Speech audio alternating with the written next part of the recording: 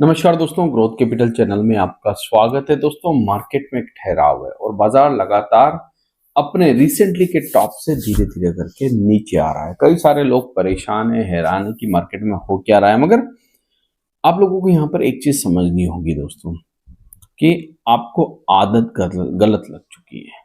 आदत का मतलब कि आप लोग मार्केट को हमेशा भागते हुए देखना चाहते हैं और ऐसा पॉसिबल नहीं है। बाजार हमेशा एक दिशा में नहीं भाग सकता, ना ऊपर की तरफ ना नीचे की तरफ। बॉटम में भी अगर वो एक दिशा में चलेगा, नीचे की तरफ जाएगा, तो वो ज्यादा दिन तक जा नहीं सकता, थक जाएगा, बैठ जाएगा और फिर से उसको एनर्जी मिलेगी और फिर से बूस्ट करके ऊपर जाने लगेगा। और सेम ऊपर जाते वक्त भी वो तेजी से ऊपर नहीं जा सकता, क्योंकि कहीं ना कहीं उसको ग्रेविटी का सामना करना पड़ेगा और उसे नीचे आना पड़ेगा और फिर उसको ग्लूकोज लेना पड़ेगा, फिर ऊपर जाना पड़ेगा।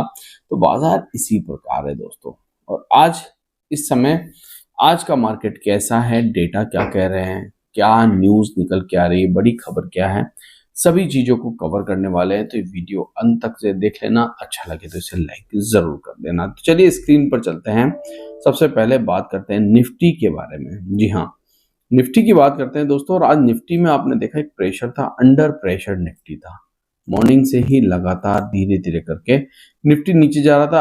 अंत में बाजार बंद होते होते निफ्टी ने थोड़ी सी रिकवरी दी और एक साइन दिया रिकवरी का कि क्या बाजार में रिकवरी आ सकती है। तो 25,005 को टच करके निफ्टी फिर से ऊपर आ गया। मगर मैंने जैसे आपसे कहा था, कल भी कहा, 2 दिन पहले भी कहा और हर बार कह रहा हूं कि हमें इस समय एक कैंडल चाहिए थी रेड कलर की, वो मिल गई। एक कैंडल और मिल गई तो समझो कंफर्मेशन आ गई कि 25,000 का लेवल आप लोग बहुत जल्दी तोड़ सकते हो मार्केट के अंदर। वो कंफर्मेशन कब आएगी? जब इसके पास एक कैंडल और बनेगा जो 25,200 से नीचे बनेगा। इस बीच में अगर कोई खबर आ जाती है, कोई ट्रेड रिलेटेड खबर आ जाती है, ट्रेड डील रिलेटेड खबर आ जाती है, तो वो शायद बाजार को पॉजिटिव कर सकती है। वरना हमेशा हमने देखा है कि जब भी कोई बड़ा सपोर्ट टूटता है दोस्तों, और उस सपोर्ट के टूटने के बाद लगातार निफ्टी में 2 कैंडल रेड बनती है नीचे की तरफ, तो फिर कमजोरी बढ़ जाती है। मैं चार्ट पर दोबारा आ रहा हूं, मगर इस खबर को कवर करना जरूरी है। जैन स्ट्रीट ने 4800 करोड़ 4843 करोड़ सेबी को पे कर दिए पेनल्टी के रूप में। मगर ये हमारे लिए अच्छी बात नहीं है दोस्तों, क्योंकि वैसे तो मैं ट्रेडिंग की कभी बात ही नहीं करता दोस्तों, मगर जो लोग ट्रेड करते हैं मार्केट के अंदर, ये उनके लिए अच्छी बात नहीं। क्योंकि एक बड़ा प्लेयर जो है ना दोस्तों, वो मार्केट को मैनिपुलेट करता है और रिटेल इन्वेस्टर का पैसा इंडिया से ले जाता है। और भारत के लोगों का, जो कि मिडिल क्लास लोग हैं, वो मार्केट से कुछ कमाना चाहते हैं छोटा मोटा, और उनको कमाने की बजाय दोस्तों उनको लूट कर ले जाता है, जैसे ईस्ट इंडिया कंपनी लूट के ले गई।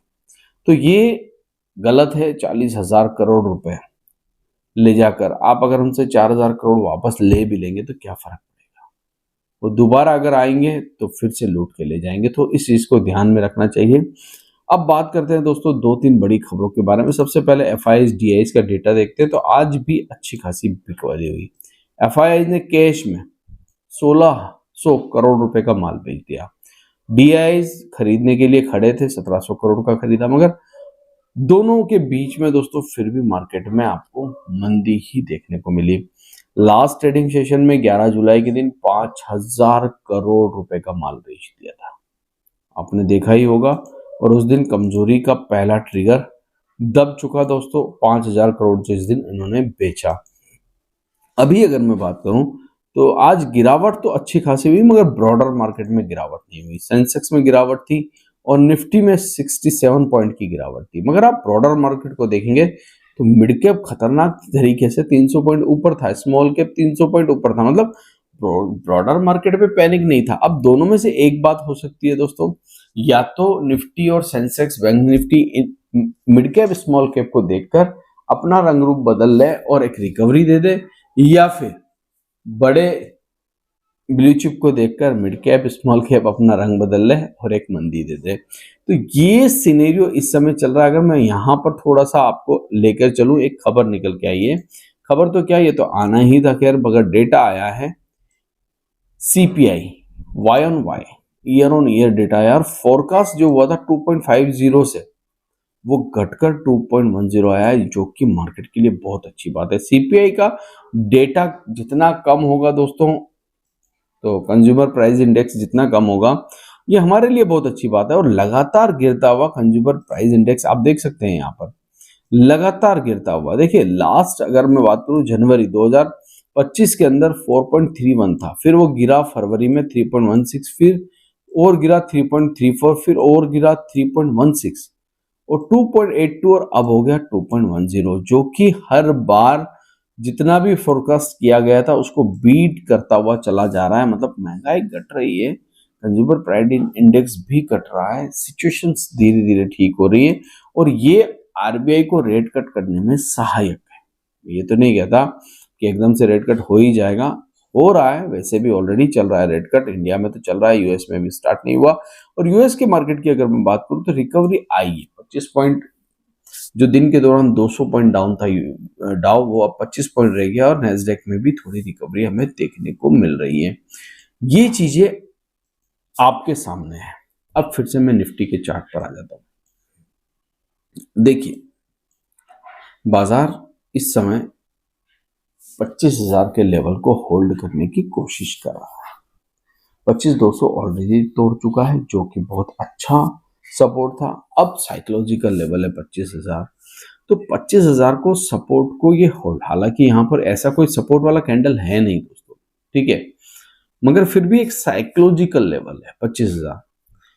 अगर कल बाजार में इस प्रकार का आपको कैंडल बन जाए नीचे की तरफ, याद रखना मेरी बात, छोटा कैंडल या बड़ा कैंडल इस 25,167 से नीचे बन जाए, ठीक है, 25,167 से नीचे बन जाए, तो फिर समझ लीजिएगा कि बाजार में एक झटका लगने वाला है।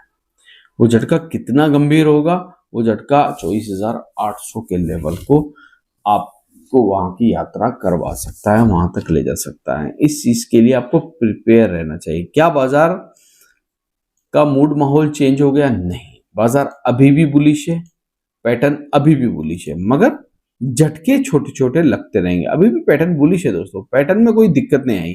मैंने आपसे पहले ही कहा था हम नीचे तक आ सकते हैं और उसके बाद बाउंस बैक कर सकते हैं, और पैटर्न में वही बन रहा है, मगर नीचे की यात्रा कर सकते हैं। इसके लिए आपको कोई मना नहीं कर सकता, ठीक है। 25,000 टूट चुका है, 25,200 टूट चुका है, 24,800 आ सकता है पॉसिबिलिटी से, मगर 24,800 पर बाजार को खींच के ऊपर ले जाने वालों की ताकत बहुत ज्यादा है। 24,800 पर अगर मार्केट आता है तो इसे खींच कर ऊपर ले जाने वालों की ताकत बहुत ज्यादा है। तो 24,800 पर देखते हैं कि वो बोलते हैं ना, टच एंड गो होता है या नहीं होता है। बाकी मार्केट में सब कुछ ठीक है दोस्तों, ऐसी कोई डरने की बात नहीं। मुझे नहीं लगता कि मार्केट बियरिश है, मार्केट अभी भी मुझे बुलिश लगता है। मगर याद रखिएगा, किसी प्रकार से मेरी कोई यहाँ पर बाय सेल रिकमेंडेशन नहीं है। ये वीडियो सिर्फ और सिर्फ इंफॉर्मेशन एजुकेशन पर्पस के लिए बनाया गया था। वीडियो अगर आपको अच्छा लगा तो इसे आप लाइक कर दें, शेयर कर दें, सब्सक्राइब कर लें। Thank you.